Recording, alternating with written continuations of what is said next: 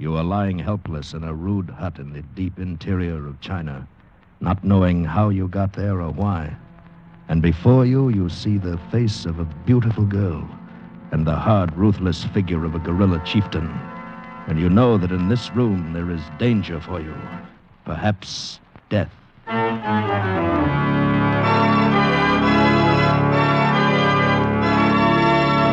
We offer you Escape, transcribed to free you from the four walls of today for a half hour of high adventure. Today we escape to China and the story of a man who lost his memory and almost his life. As James Norman told it in his fascinating story, He Who Rides the Tiger.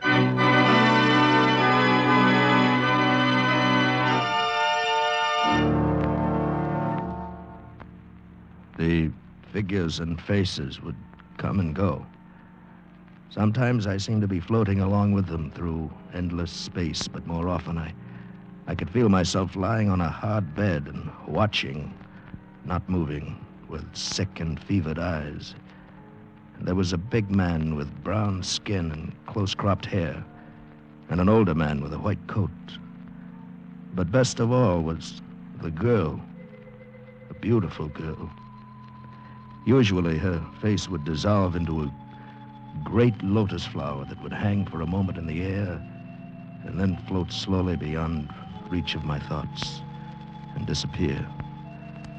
Part of this was a dream, of course, and part reality, but I was unable to separate one from the other.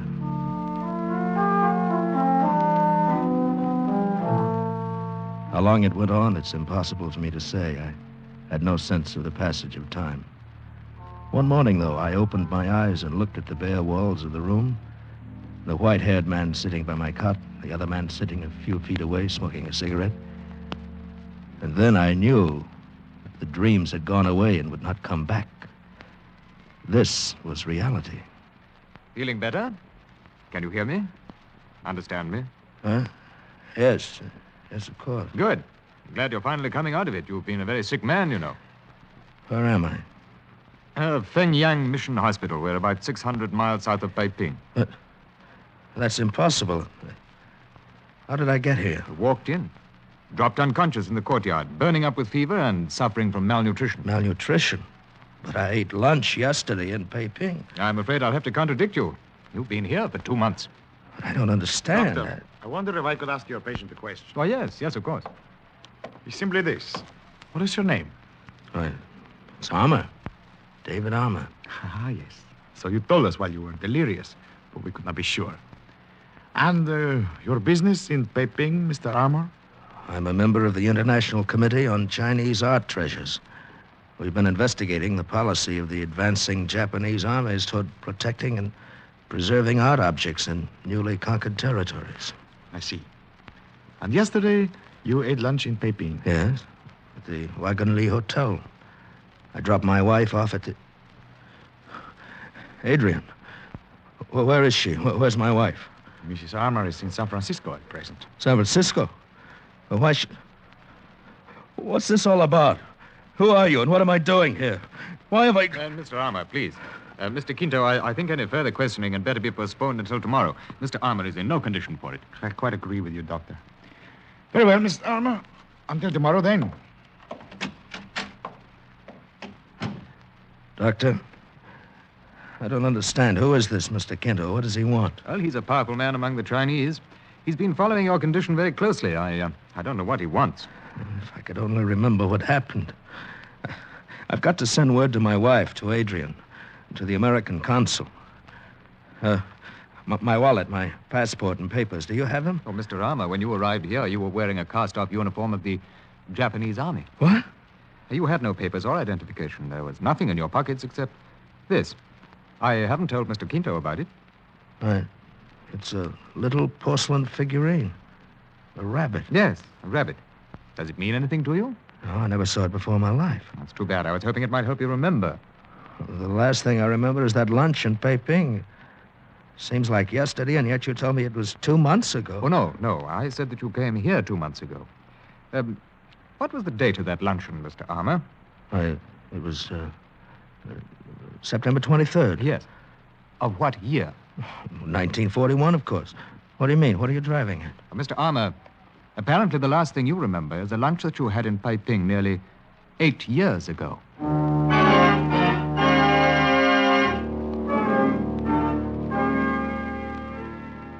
I understand the doctor has brought you more or less up to date, Mr. Armour. Well, in a general way, yes. He told me about Pearl Harbor and the war, and finally the Japanese surrender, and the revolution in China, and so on. Hasn't helped any as far as my memory is concerned, though. It's too bad. Let me extend that memory by about 20 minutes. What do you mean? On September 23rd, 1941, you ate lunch at the Wagon Li Hotel in Peiping with a Mr. Ficking, the Far East correspondent for an American newspaper. Yes, I know that. You left the hotel with Mr. Ficking and engaged a rickshaw, naturally. 2 blocks away, it was bumped by a Japanese army truck and overturned. You were thrown out and struck your head on the curbing. But I don't Your understand. companion became embroiled in an argument with the truck driver, and a crowd gathered. And when the affair quieted down, you had disappeared. From that time until your appearance here at Fengyang 2 months ago, your whereabouts are unknown. But how did you find out about this? That is unimportant. I am concerned with what you did after that. A war was being fought in China. The whole country was under martial law by one side or the other. Yet, I can find no record of you anywhere. What are you getting at? You were not with the American or Chinese armies, and neither the Japanese army nor the puppet government lists you as a war prisoner. You were not with the Chinese guerrillas. I was one of their leaders. I would have known about that. So, what were you doing, Mr. Armour? Collaborating, perhaps? With the Japanese? There would be no listing of your name in that case. They destroyed all such records before the surrender. And you were wearing a Japanese uniform when you came here. Ah, you're out of your mind. Then suppose you tell me what you were doing. I can't tell you. I don't remember. What do you want, anyway? What brought you into this? 2 simple words that mean $1 million. What? Even when they are whispered by a man in delirium. Tang bronzes. Tang bronzes. You've heard of them? Yes, of course. The only 2 pieces in existence are in the Buckingham Palace collection in London. But No. what have they got to do? No, not those, Mr. Armour. I'm referring to the 4 Tang bronzes that are in existence in China. Well, they've been lost for centuries. Oh, no. A few Chinese in every generation have always known where they were. We were forced to move them for safekeeping several times during the war. The last time was a few days before the surrender. My men in charge of the job were ambushed and murdered, and the bronzes were stolen. By whom I've not been able to discover. Are you implying that I had... learned they were being taken to Shanghai. I traced them past Nanking and lost the trail. But they did not reach Shanghai, of that I'm certain. So? Why do I come in? Well, from things you said in delirium, I believe you have seen and touched those bronzes. Perhaps even you know where they are, if you could remember. I want them back. You want your memory back. It's not good to lose 8 years with no accounting for one's actions. Just what are you suggesting? I suggest that I settle all suspicion by a public statement that you were a member, incognito, of my guerrilla forces during the entire war. Then the 2 of us will start from Shanghai and work toward Nanking, hoping that some scene or association may serve as a key to unlock your memory. When that happens, we both have what we want. I see. Well, there's only one thing wrong with it. I'm not going to do it. Too bad. What are your plans then, Mr. Armour? The doctor says I'll be able to travel by the end of the week. I'm going to take a train to Shanghai and hop the first plane out to San Francisco. I'm afraid you're making a serious mistake. But, of course, it's every man's privilege. At least, I hope you'll carry this with you on your trip. Pistol? What for? Because somewhere there is a person who may not stop at anything to make sure you do not regain your memory at some inconvenient moment. Had you forgotten about that, Mr. Armour?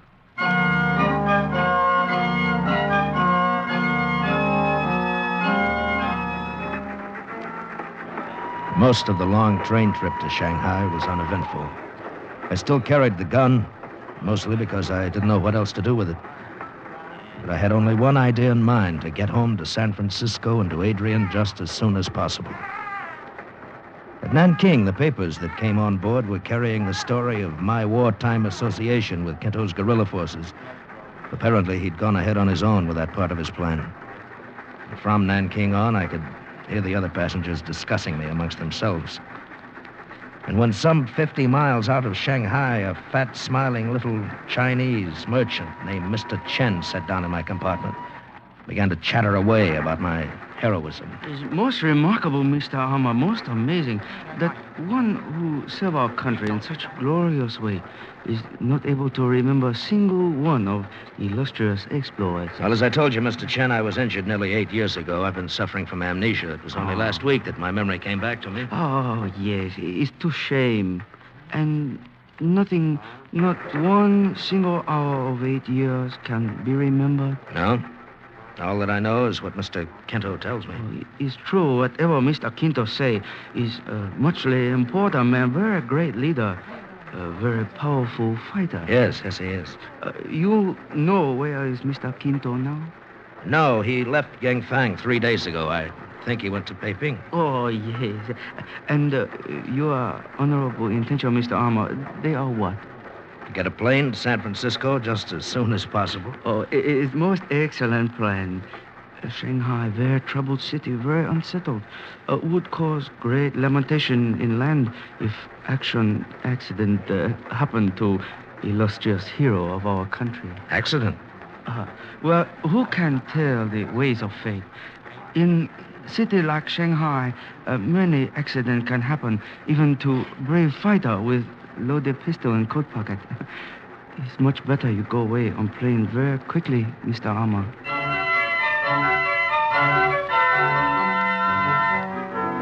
In Shanghai, I took a taxi to the Cathay Hotel. When I started to check in, I got the first of several surprises. The clerk told me that I had a room already reserved and paid for, by whom he didn't know. At any rate, it was a nice room, one of the best in the house. I picked up the telephone, called the American consul. Then I started the hotel clerk working on an airline reservation. Set my clothes out to be clean, climbed into a shower. And by the time I'd finished, a boy knocked on my door with an envelope. I opened it, took out the note. Humble token of appreciation for illustrious wartime services, Mr. Chen. Attached to the note was a plane ticket to San Francisco and a seat reservation for noon the next day. I should have expected the second note delivered 15 minutes later, but I didn't. It read, "Please do me the honor of joining me in the American bar downstairs at your convenience. Signed, Kinto." But of course it was I who reserved the room, Mr. Armour. I knew you were planning to stay here at the Cathay, and I was only too happy to assist you with a small favor. It won't do you any good, Mr. Kinto. I told you in Pyongyang I'm going home right away. Hasty decisions are often reconsidered. Anyway, I think you may have helped some already. No? In what way? You were approached on the train by Mr. Chen, who urged you, if I am correctly informed, to leave Shanghai at once. He did more than that. He arranged for a reservation on tomorrow's plane. Well, Mr. Chen becomes more interesting by the minute. And did you know that he also arranged to have you followed from the railroad station? I don't care. I'm not interested in your game, his game, if he has one, or anybody else's. I'm flying to San Francisco tomorrow. What a pity. And without knowing a thing about a period of your life that covers nearly 8 years. Yeah, whatever it was, it's over and done. What's wrong, Mr. Armour? That girl who just came in. The one who walked past our table. Oh, yes. What about her? Do you know her? I only wish I did. She's beautiful, isn't she? Can you find out who she is? Of course. Although for a man so anxiously hurrying home to his wife, it's... oh, well. Waiter. I sat there with my mind spinning madly while the waiter took the folded bill Kinto handed him and went over to ask discreet questions. I was certain the girl had looked at me strangely as she passed the table. Even now, she glanced back from the bar before moving on through the room and out the door. To the best of my knowledge, I'd never seen her before in my life. And yet, the face I'd dreamed of so often in my delirium had been the face of this girl. Mr. Lady live here on hotel. It's known by name Etoile. Etoile, huh? Ah. All right. Thank you, boy. Why not? Etoile. Was she, by any chance, who you thought she was? No, I was wrong. I mistook her for someone else entirely. I see. Merely a case of mistaken identity. Yes. That's very interesting. In view of this note, What? the waiter slipped this into my hand when he came back. It's addressed to Mr. Armour, so it isn't mine. But I don't... Why not open it and read it? Now, I, for one, am quite interested in finding out what a complete stranger has to say to you. While Kento stared at me thoughtfully through the smoke from his cigarette, I unfolded the paper and read the hastily written lines. And then crumpled it and thrust it into my pocket without showing it to him. The words danced in my brain. My dearest David, why would you not speak to me when I came to your table? Have you forgotten me? Do the 6 years we spent together mean nothing to you? Please come to me at once. As always, your adoring wife, Etoile.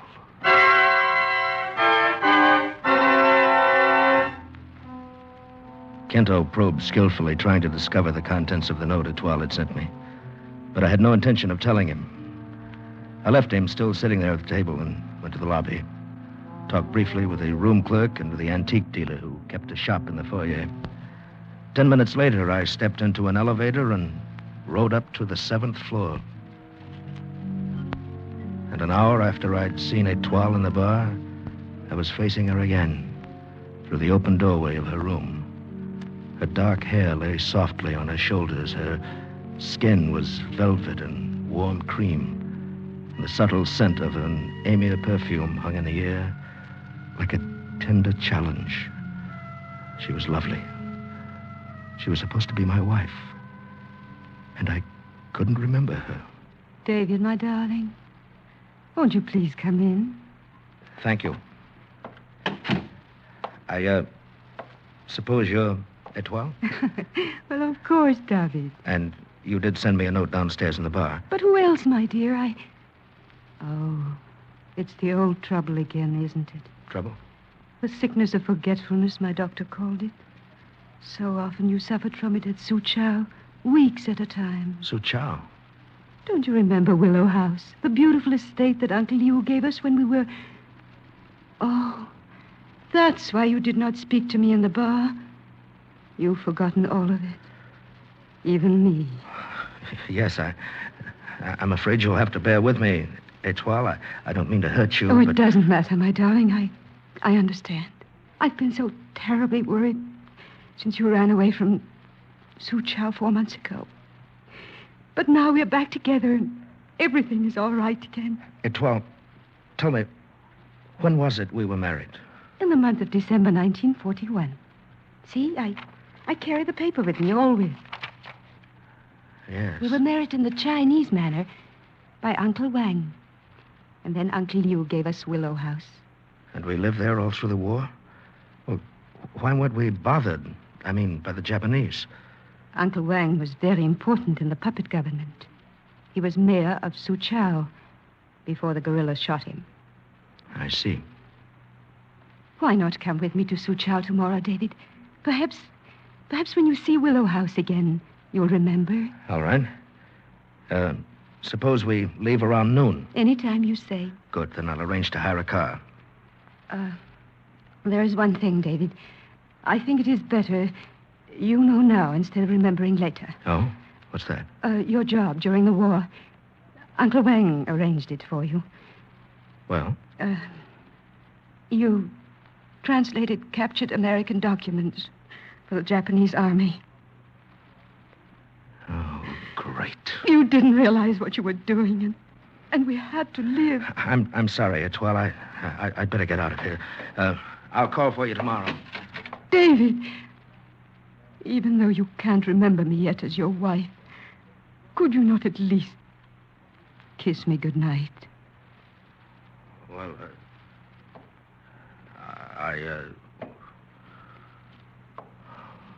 of course. David. Until noon tomorrow, darling. Good night. Early the next morning, I climbed into a hired car and headed out of Shanghai. Etoile was not with me. I had to face this for the first time alone.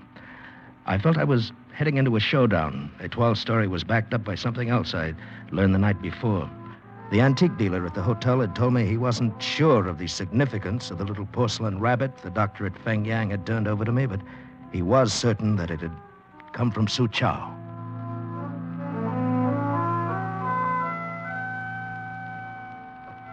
A servant let me into the Willow House, and he left me alone in a large room furnished sparsely in the Chinese manner. I wandered about idly, still finding nothing that said to me, "You've been here before," until suddenly I came face to face with a crude poster looking very much out of place against the dainty lacquer screen. It was an offer of reward issued by the Japanese army during the war.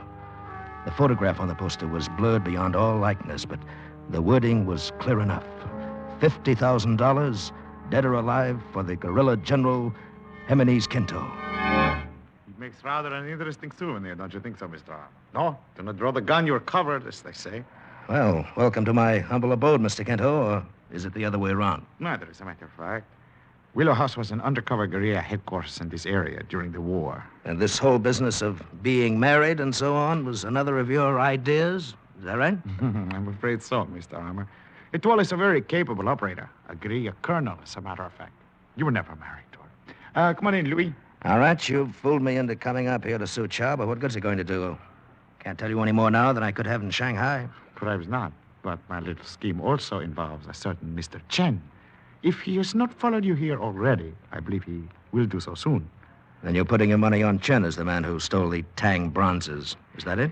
His insistence that you leave China seems to me suspicious. I intend to question him. Couldn't you have done it in Shanghai? Not with this greater freedom. My questioning is always thorough. Well, that's your business. As far as I'm concerned, I'm heading back to Shanghai right now. I'm afraid that's impossible. Etoile has already taken the liberty of paying off your chauffeurs. Etoile? She rode up here with you under a blanket in the back seat. She's quite resourceful. Now, look here, if you think for 1 minute... Please, Mr. Armour. There is an old Chinese proverb which says, "He who rides the tiger finds it easier to get on than to get off." Louis, I think you'd better get the gun from our hot-headed friend. A most excellent suggestion. Is in this pocket, I believe. Ah, yes. Thank you, Mr. Armour. And look, General Quinto. He has been collecting souvenirs. One of the little porcelain rabbits, huh? Etoile didn't tell me you had stopped in Su Chao to go shopping. I didn't. Had that figurine with me when I stumbled into Fengyang Mission. What? The doctor gave it back to me. Why did you not tell me these little figurines come from a temple right here in Su Chao? They're given out to pilgrims during the annual festival. Mr. Armour, does the name Mei Ren Pagoda, Temple of the Moon, mean anything to you? Mei Ren? Temple of the Moon? Hey, wait. Yes, it's coming back to me. And Mr. Chen, too. And the Tang bronzes. I remember now, Quinto. I can remember. It's muchly unfortunate that you can't, Mr. Armour. Mr. Chen. The gun, General Quinto, drop at one. Other one also. So, Mr. Armour, lost memory has returned. Yes. Yes, I only saw you a few times during the 7 years. That's why I didn't recognize you. You were the abbot in the Temple of the Moon. After previous abbot was disposed of early in 1942, temple served as excellent headquarters for operation of this lonely one. Also, a very amusing location being so near to your headquarters, General Quinto. And do I understand that you were a collaborator? Quite so. Among other things, of course, even Kung Fu Tse say, men must live. Yes. I wandered here to the temple after that accident in Shanghai. The old abbot took me in without question, and I became one of the brothers. I had no memory at all, was out of my mind half the time. They called me the forgetful one. What about the Tang bronzes, Mr. Armour? Well, one night I couldn't sleep. I wandered onto the balcony of the great hall of the temple. Chen was there with some other men who were showing him the 4 bronzes they just brought in. I had a vague feeling that they were very important. I guess that's why I raved about them later at Fengyang Hospital. Mr. Armour, you know what was done with the bronzes after you saw them? Yes, they were buried that same night under the tiles beside the 7th pool in the temple courtyard. Mr. Chen, are they still there? Oh, but of course. And in matter of moments, you may tell location to ancestors. Mr. Chen, by your own admissions, added to things of which I know already, you're apparently guilty of collaboration, theft, a number of murders, and various high crimes against China. Have you anything to say in your defense? Only to confess freely. Much less satisfying feeling when confessor hold gun in hand. Then I find you guilty and the case is closed. Oh, it's most amusing, General Quinto. Colonel Etoile, you will carry out the sentence of the court. As you say, General. Excellent shooting, Colonel Etoile. Oh, not at all. The range was nearly point blank. Man should be designed with eyes in back of head. Man should not try to ride the tiger. This lowly one, muchly favored by having such beautiful executioner. Thank you, little Chen. Mr. Armour, you have met Etoile before, under a false impression. May I now present her as my wife? Your wife? Well, last night I thought she was my wife. Yes, such are the remarkable ways of fate. You didn't mind it, did you, David? Well, Colonel Etoile. Oh, my Jimenez. But come, we must round up the men and enter the temple as quickly as possible. We cannot afford to lose the bronzes now. You're quite right. Yui, take care of the late lamented Mr. Chen. Come, Etoile. You have served well, Mr. Armour. My advice to you now, go to San Francisco at once. To your wife. Your own wife. Adios. Come and see us, David, when we are the rulers of China. Au revoir. I stood there and watched her go, swinging along beside him, lithe and graceful. And a sudden, sharp feeling of loneliness came over me. Then the moment passed and I smiled to myself. She was only a part of all this, these stirring and exciting events. Nothing more. In San Francisco, the wife whom I loved was waiting for me. And Adrian, too, was a very beautiful woman.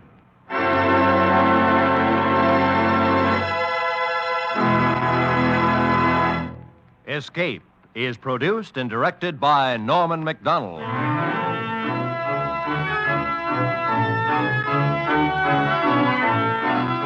Today we have presented transcribed He Who Rides the Tiger by James Norman, adapted for radio by Les Crutchfield, with editorial supervision by John Dunkel. Starred as David Armour was Bill Conrad, with Barry Kroger as General Quinto. Featured in the cast were Maria Palmer, Jack Crucian, Ben Wright, and Edgar Barrier.